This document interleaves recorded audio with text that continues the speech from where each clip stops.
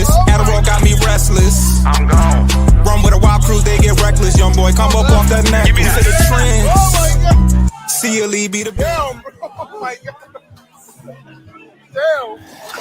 Yep. Y'all see it? Damn, can I focus? Can I do both at the same time? But yeah, we have a final in Cleveland. The Detroit Tigers take down the Cleveland Guardians by a score of 6-3, I believe. Yeah. So the Tigers will be taking on the Seattle Mariners, and they'll be heading to Seattle to face them at whatever the name of their stadium is at this point, because it's not Safeco anymore. But that is not important right now. I got to say I'm elated.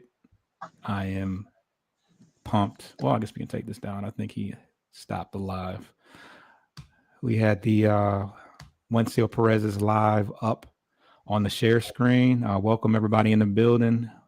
Might have a pretty nice crowd today. It's looking like it so far. But Coach, I shared that stat with you yesterday that a team that lost the opening game of the wild card series has never won that series, and that stat still holds true today. How do you feel right now? It feels good to exercise some demons. I think that have been long plaguing us. The second, half and more so the last 2 months of the season, and especially to these guys going back to last year too, and just knowing how gut-wrenching that final Game 5 loss was at their place with Lane Thomas hitting that grand slam, and you could just feel all the energy just get sucked right out and be like, well, damn, I guess it wasn't meant to be. But, this was about as ugly of a series you could possibly get with these teams. Man, I mean, runners left on all over the place. Really some subpar defense on both sides, inability to hit with runners in scoring position, you name it. So yeah, but it was just like, man, it was just like, what mistake are we not going to make that's going to end up being a leg up for us, because both teams were making mistakes all over the place. So ugly as it was, it's a series win for them, but as they get to enjoy it, now we have to turn around and face a team who, frankly, last time we saw them, waxed us in our own building right before the All-Star game. We waxed them in their building too, but I don't know why you keep saying they, like the Tigers are not us. No, I was talking they as in Seattle. That's what I was inferring. I thought you said they got the win or something. No. Oh, never mind. I thought you said they got the win, referencing the Tigers. But anyway. Well, okay. We got the series win today. Oh, I thought you said they. Doesn't matter. So, but yeah, so we did sweep them in Seattle at the beginning of the year, if I'm not mistaken. No, two, maybe we won 2 or 3. Anyways, let's see what June has to say. We've been whooping on Cleveland since Sunday. Browns, Guardians. Yeah, amen. 3, was that 3 or 4? 2, yeah, 3 or 4. Counting the Browns, but yeah. So when we talked about mistakes, I mean, the one that jumped out at me is the Tigers take a 6-1 lead into the 8th inning, and what happens? I know Quan had a double to make it 2nd and 3rd, and then there was a ground ball to first, and Torque fielded it. Vest went over to cover, and it was like, I think the way I described it to a friend was, it's like he blacked out for exactly 1 second, and the 1 second was the ball coming at him from Torque to his glove, because there's no reason he shouldn't have caught it. It was right in the middle of his face. It barely tipped the glove. It almost looked like it went off his face and then went off his ran chest. Inside. Yeah, it was just like, yeah. And what? You could tell Torque put some mustard on it, but it was So it seemed like the longest chase of the ball all the way basically to the dugout. And then he throws probably a 90-mile-an-hour seed to second base right on the glove. And Javi luckily was able to tag him out. But Dingler made a nice throw to second to catch Javram at so he was tagged out a couple times at second base. But yeah, the defense. Did we have any errors or any miscues today defensively? It was pretty clean from what I remember. I didn't get a chance to watch it from beginning. Yeah, aside from Will Vest, which he really still count as. I mean, I think it was ruled an error too because 2 runs scored on it, and it was fielded cleanly, so he wouldn't have gotten credit for the hit. I think Vest got credited with the error on that play. Yeah, not too much compared to some of the other games that we've had. No, but that probably the only one. I forgot Jake is out of town. He said he's in Dallas with a bunch of Cowboys fans. That's right about them Cowgirls. Jake will be at the game on what do you say? Saturday? He's going to the Saturday game or no? Tuesday. Okay. Yeah. We played Saturday, Sunday in Seattle. Yeah.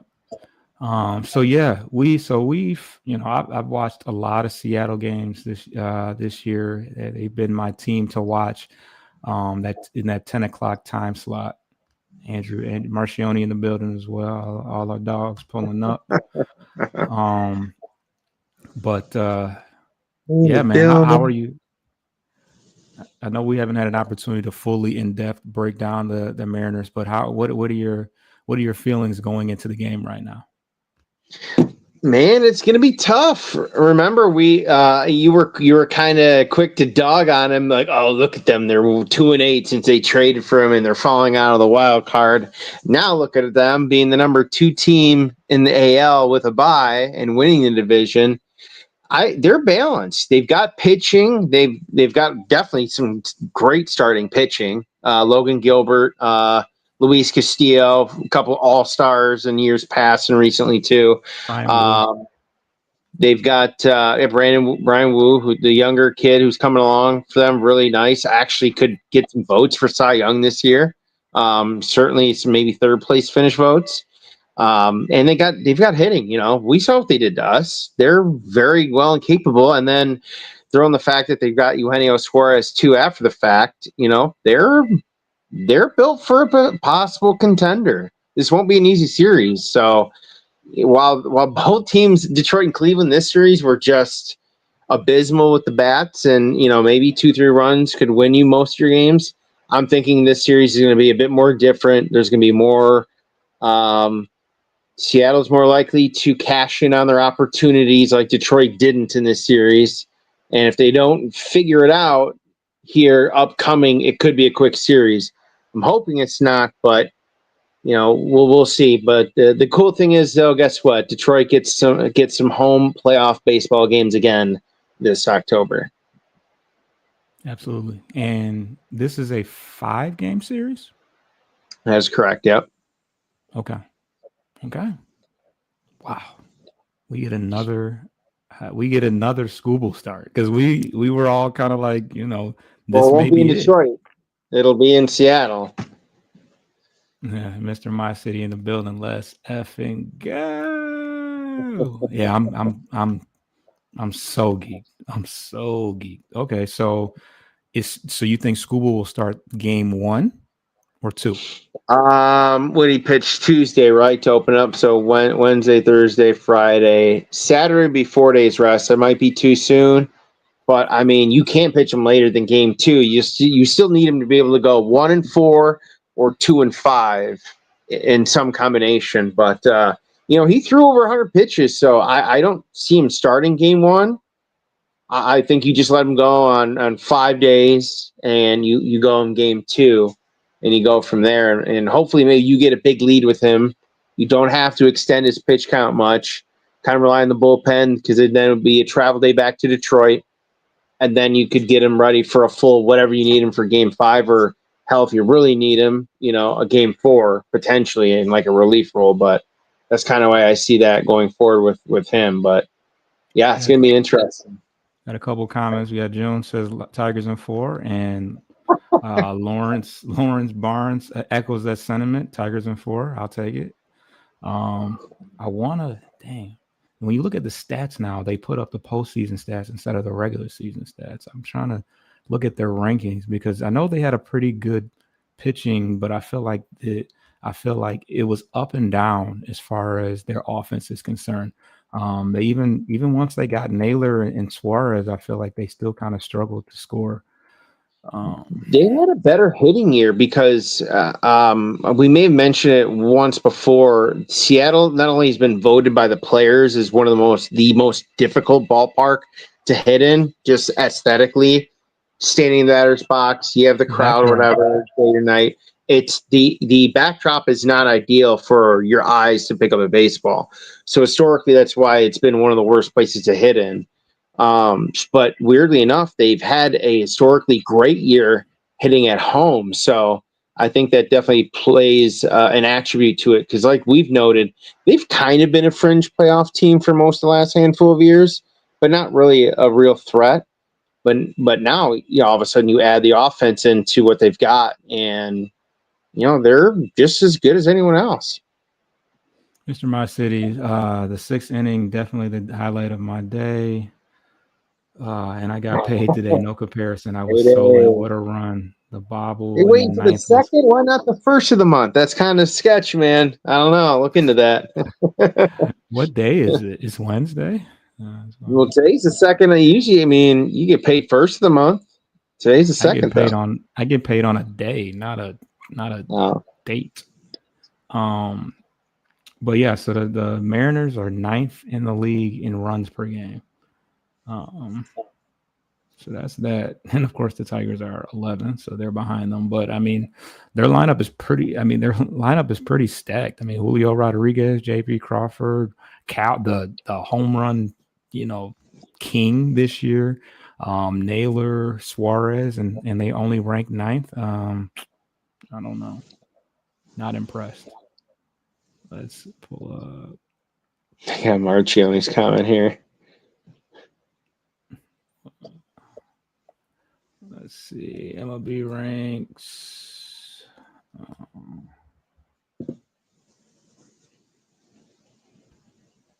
Yeah, we only went 2 or 3, I guess, in Seattle.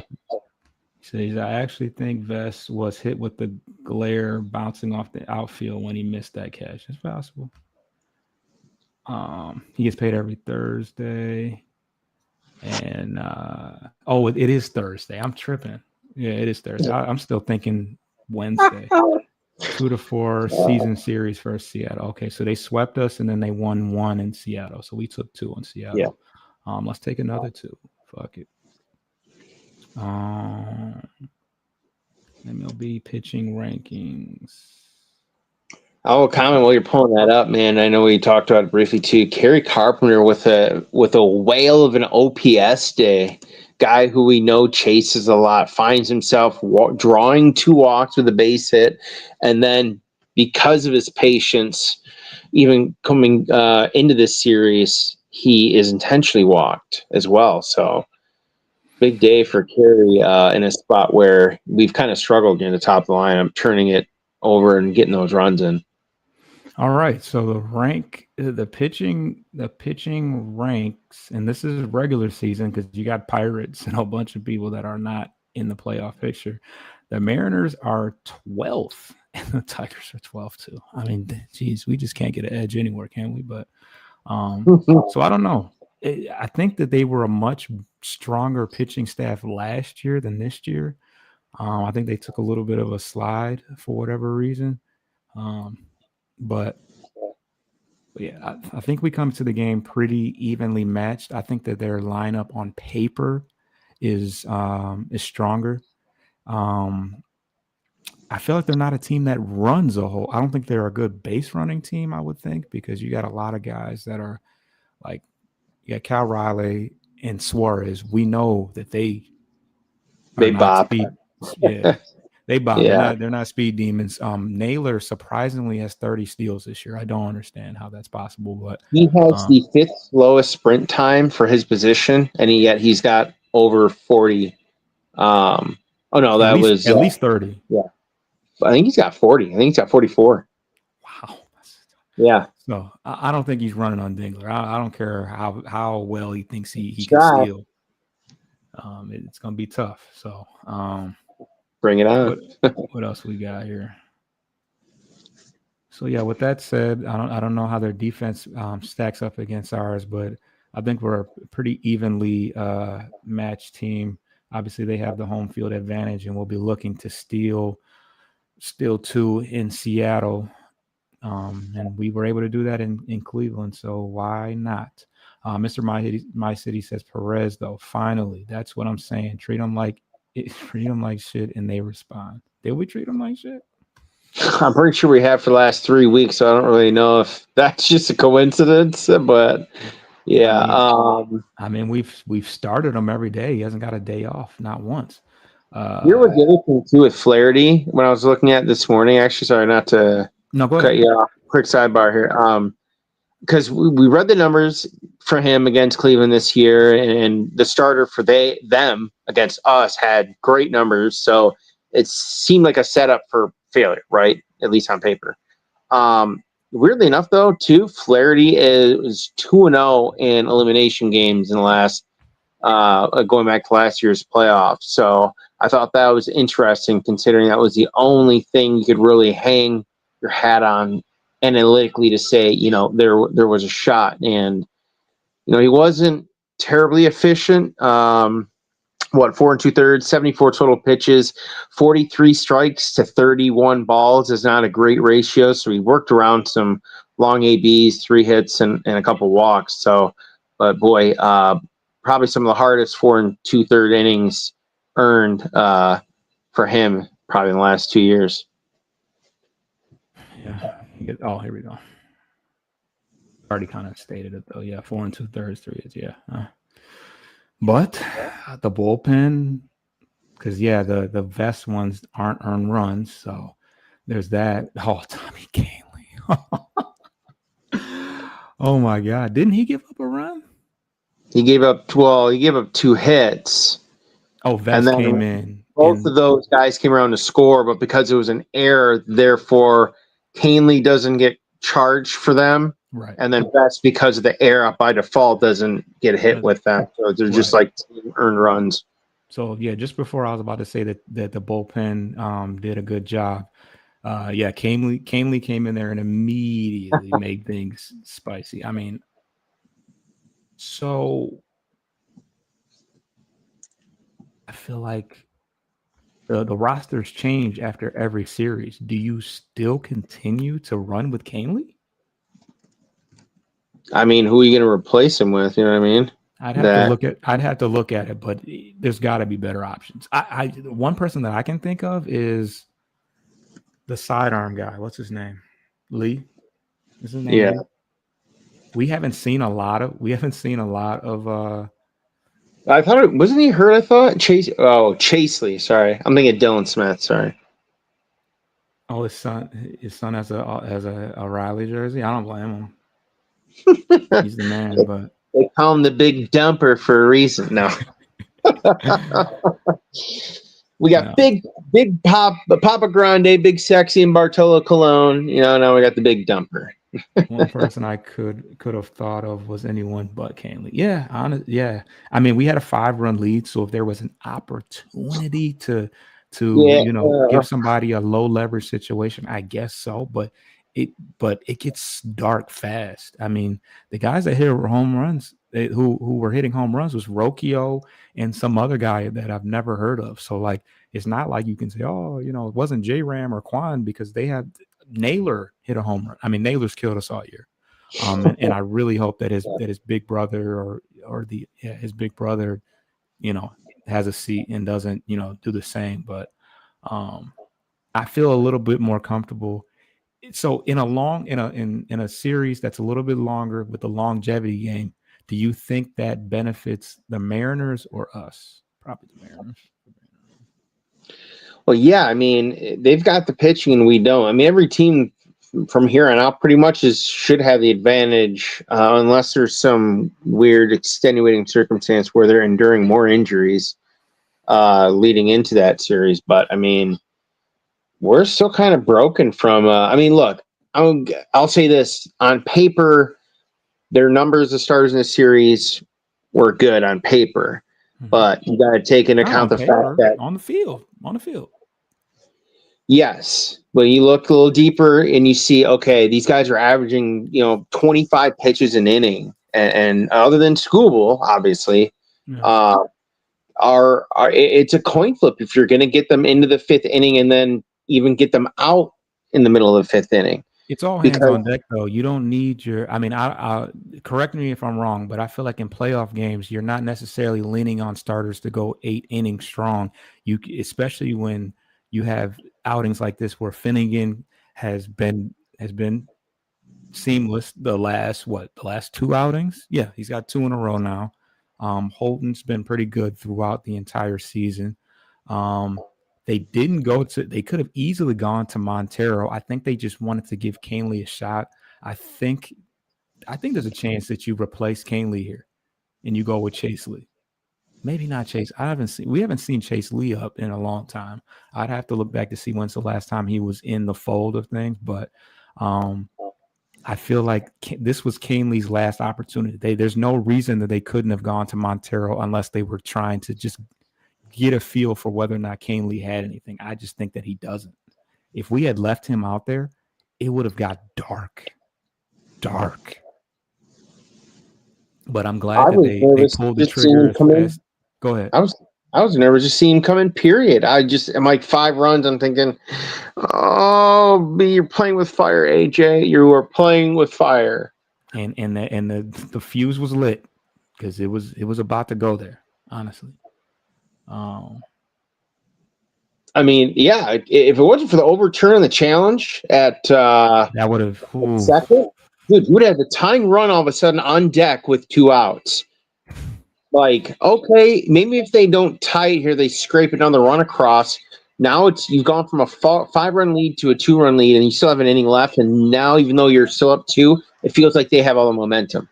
And you're like, here we go again. But obviously, it didn't. Because that was the 8th inning, right? That wasn't even the 9th. Yeah. There was one more inning after that. So yeah. But to my point, you're correct about your point about the bullpen and whatnot, and not leaning on starters to go 7, 8 plus on a regular clip. My point is just because this bullpen has been so heavily taxed the last 3 or 4 months, so many names in and out, guys being cut, DFA'd, sent down. I mean, you name it, man. We've had Jake Rogers a few times pitching already, so he's in the mix. That it's more important for those guys to be more efficient to get them into the 6th inning, so that way these guys don't have an extra almost 2 innings. I mean, your starter should be getting into half the game. 5 innings, it should be a more than reasonable ask for a starter on a 9 inning. 5, not 4.5, 5. 5 innings. Get beyond the halfway mark. If you can't get beyond that, then you're not a starting pitcher. You're just a long reliever who needs to go to the bullpen. But have we seen Montero? Have we seen Kiter? Have we seen Kiter yet? This series, no. So we could have saw Kiter instead of Canely. I think that they just said. I don't think that would have been the case. He would have been only up if Flaherty would have been in trouble. But yeah, he's still a bulk guy. He can go 4 innings.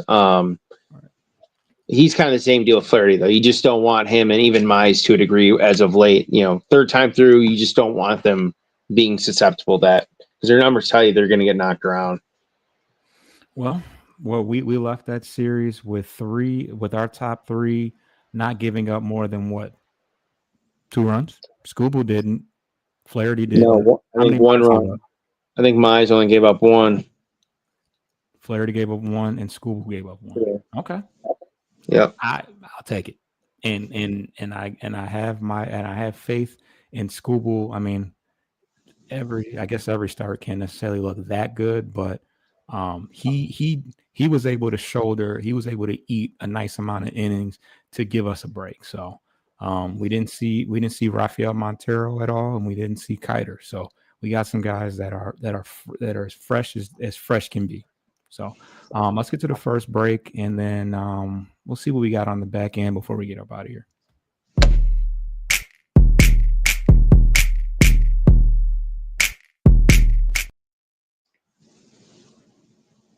All right, Coach.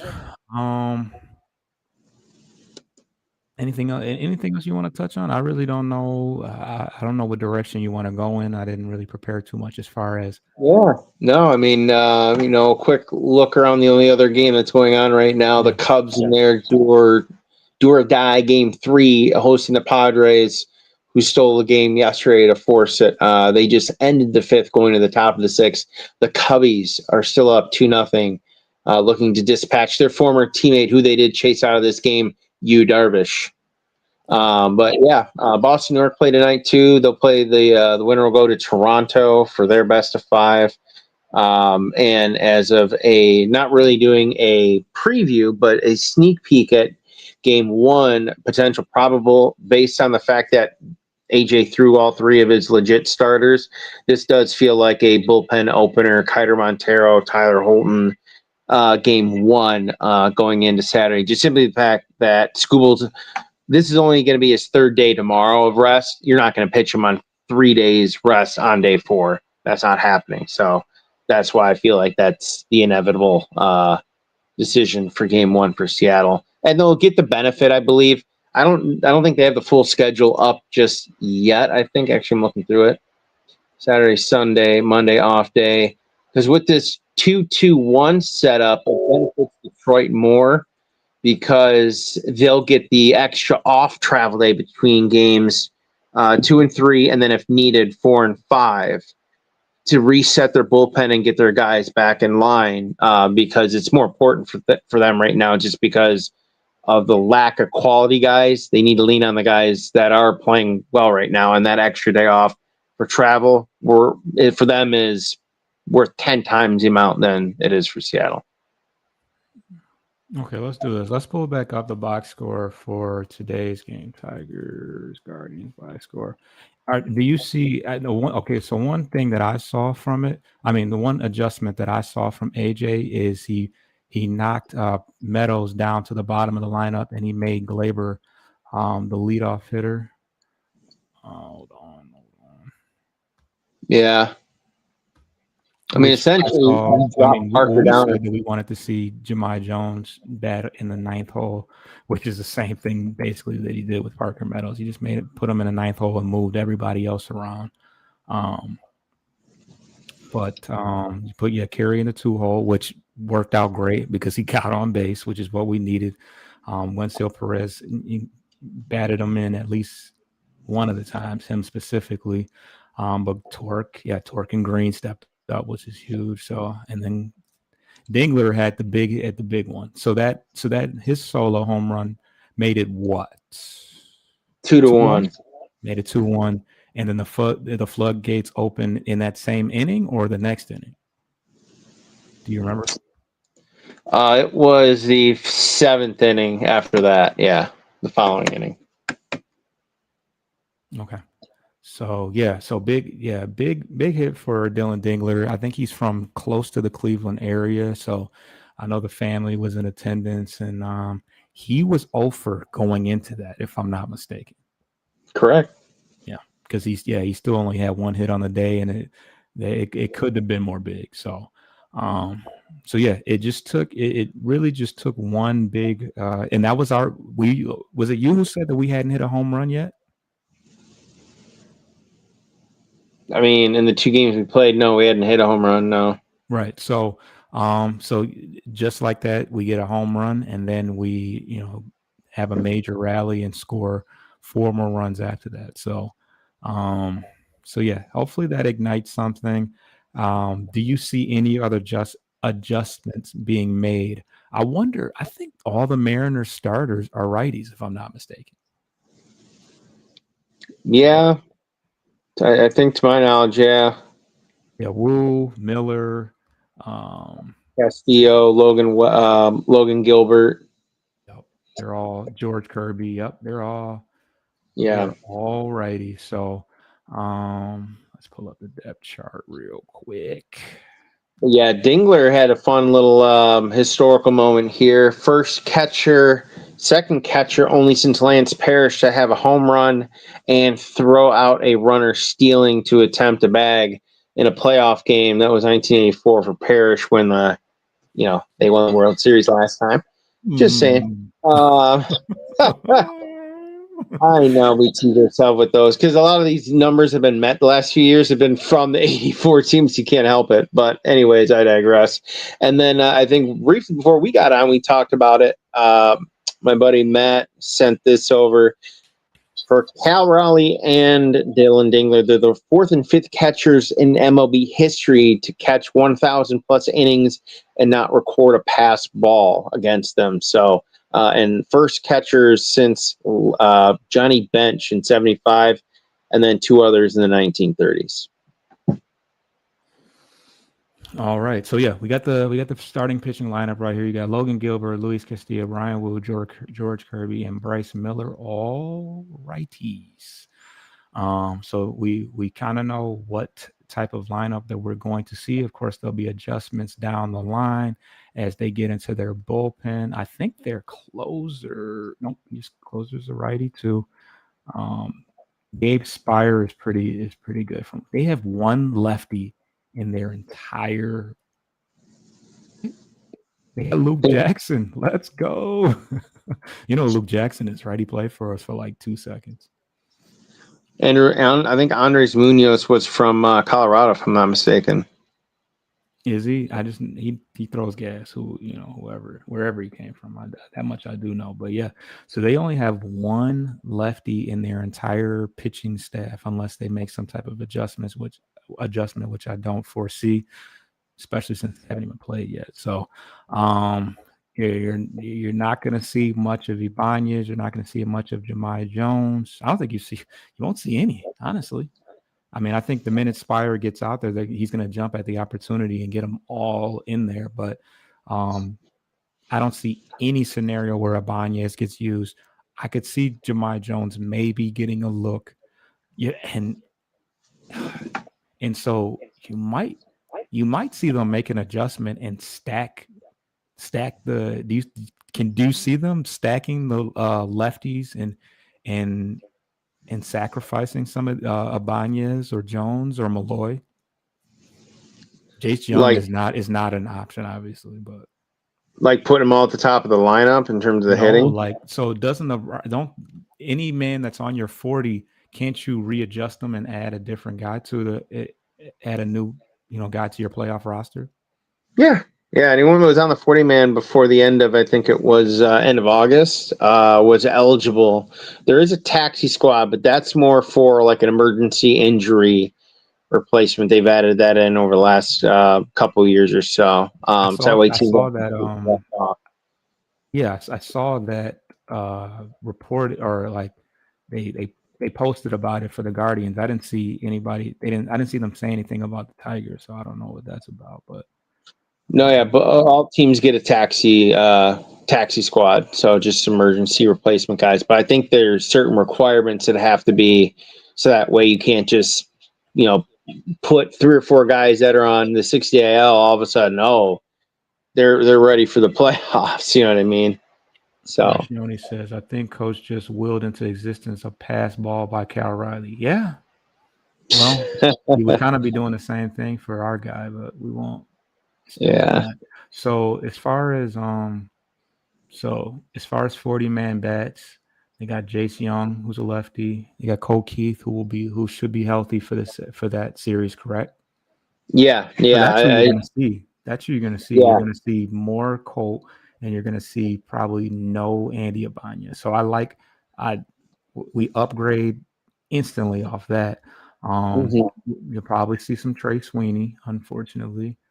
I don't know. They might ride Baez until the wheels fall off. Honestly, if he's producing this, if he keeps getting on base once a game, however the hell it is, I don't care.